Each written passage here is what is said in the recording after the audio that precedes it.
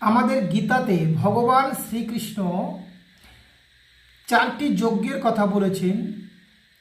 তার মধ্যে কর্মযজ্ঞ এবং জ্ঞানযজ্ঞ আছে। চায়না, চীন দেশ, যারা আমাদের এই গীতার কর্মযজ্ঞটাকে তারা ধর্মরূপে প্রতিষ্ঠা করেছে। বুঝতে পারছেন? যে চায়না আমাদের গীতার যজ্ঞকে তারা ধর্মযজ্ঞ হিসেবে বা ধর্ম হিসেবে গ্রহণ করেছেন এবং কর্ম যার দ্বারা তারা প্রতিষ্ঠিত হয়েছে। তাদের জিডিপি বর্তমানে 17,000 মিলিয়ন ডলার, যেখানে আমাদের মাত্র $4,500।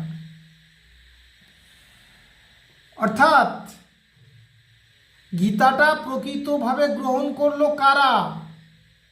আমরা না চায়নারা, চীনের মানুষরা? তারাই গীতাটাকে প্রকৃত গ্রহণ করেছে, আমরা করতে পারিনি। আমরা অলস জীবন যাপন করছি, ভগবান শ্রীকৃষ্ণের জীবন আদর্শ গ্রহণ করিনি। আমরা ভুড়কিবাজি মেরে লোককে বিপদগামী করার জন্য ভগবানকে সেবা দিতে ব্যস্ত, ভগবানের আদর্শ গ্রহণ করতে ব্যস্ত নই। এই অপরাধে আমাদের প্রতিদিন সনাতন ধর্মের ক্ষয় হচ্ছে, পতন হচ্ছে। সেজন্য বলছি, হে সনাতনীরা, তোমরা ভগবান শ্রীকৃষ্ণের কর্মযজ্ঞ গ্রহণ করো।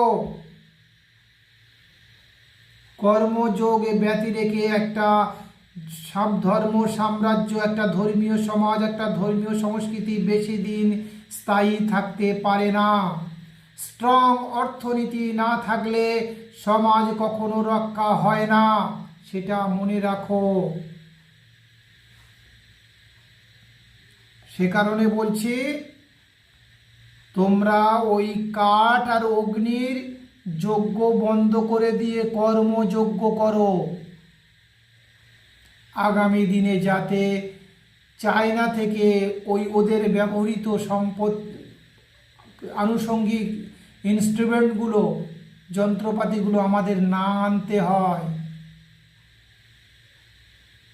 1.5 কোটি 2 কোটি টাকার পুজোগুলো বন্ধ করে সেই টাকা দিয়ে আমাদের ব্যবহৃত জিনিসপত্রগুলো তৈরি করার কারখানা হোক। অর্থ থাকলে ঠাকুর থাকবে, অর্থ থাকলে ধর্ম থাকবে। এই বিষয়টা যতদিন না আপনারা বুঝবেন, ততদিন সনাতন ধর্ম পতনের গ্রাফ দিনের পর দিন নিম্নগামী হতে থাকবে। জয় শ্রীরাম।